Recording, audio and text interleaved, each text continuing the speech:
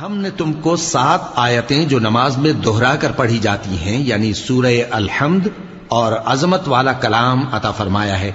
ہم نے کفار کی کئی جماعتوں کو جن کو فوائد دنیاوی سے نوازا ہے تم ان کی طرف رغبت سے آنکھ اٹھا کر نہ دیکھنا اور نہ ان کے حال پر رنج و غم کرنا اور مومنوں کے ساتھ تواضع سے پیش آنا اور کہہ دو کہ میں تو علانیہ ڈر سنانے والا ہوں اور ہم ان کفار پر اسی طرح عذاب نازل کریں گے جس طرح ان لوگوں پر نازل کیا جنہوں نے تقسیم کر دیا یعنی قرآن کو کچھ ماننے اور کچھ نہ ماننے سے ٹکڑے ٹکڑے کر ڈالا.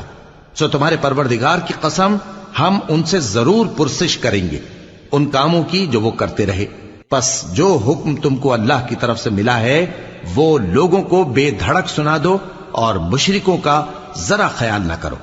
ہم تمہیں ان لوگوں کے شر سے بچانے کے لیے کافی ہیں جو تم سے ہنسی کرتے ہیں جو اللہ کے ساتھ کوئی اور معبود قرار دیتی ہیں. سو ان قریب ان کو ان باتوں کا انجام معلوم ہو جائے گا